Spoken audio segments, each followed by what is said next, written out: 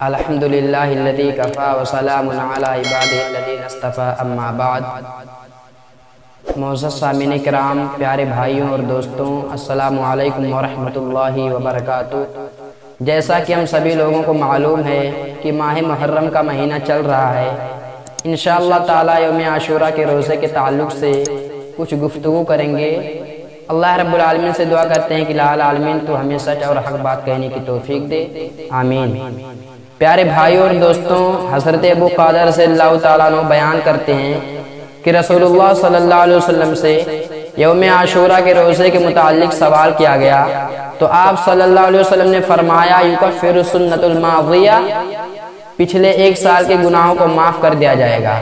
युकफ़िरु सुन्नतुल माज़िया यानी तुम्हारे पिछले एक साल के गुनाहों को बख्श दिया जाएगा, माफ़ कर दिया जाएगा। इस हदीस पाक से ये पता चलता है कि अगर इंसान यौम आशूरा के रोज़े को रखता है तो अल्लाह रब्बुल आलमीन उसके पिछले एक साल के गुनाहों को बख्श देगा, माफ़ कर देगा।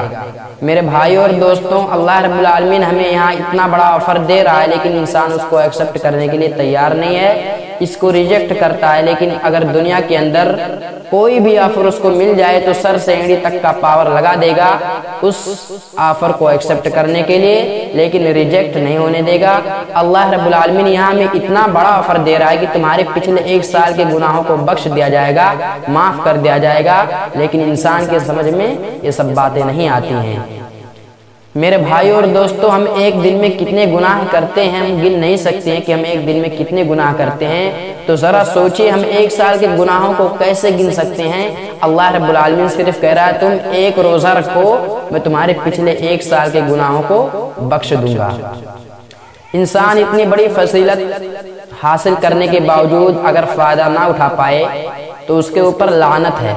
मगर अफसोस सदा अफसोस, आज इस दौर में मेयार तब्दील हो गया है। आज हमारे मुआशरे में खुराफात और बिदअत जैसी बुराइयां आम होती जा रही हैं। लोग सुन्नत को बिदअत बतलाते हैं और बिदअत को सुन्नत बतलाते हैं। बजाय इस दिन का रोज़ा रखा जाता और तमाम गुनाहों को माफ़ करवाने का जो सुनहरा मौका मिला था, इसके बजाय लोग खाने पीने का दिन तस्वुर कर लिया है। लिहाजा खूब खाने पीने का इंतज़ाम किया जा रहा है और सुन्नत रसूल का मजाक उड़ाया जाता है। मालूम नहीं कि हज़रत हुसैन रज़ियल्लाहु ताला अन्हु की शहादत का गम है या उनकी शहादत का जश्न जो लोग मनाते हैं। मेरे प्यारे भाइयों और दोस्तों, आप सल्लल्लाहु अलैहि वसल्लम ने रमज़ान मुबारक के अलावा यौम आशूरा के रोज़े के मुताल्लिक़ जिस कदर आपने एहतमाम फरमाया, इतना और किसी दिन का आप सल्लल्लाहु अलैहि वसल्लम ने एहतमाम नहीं फरमाया।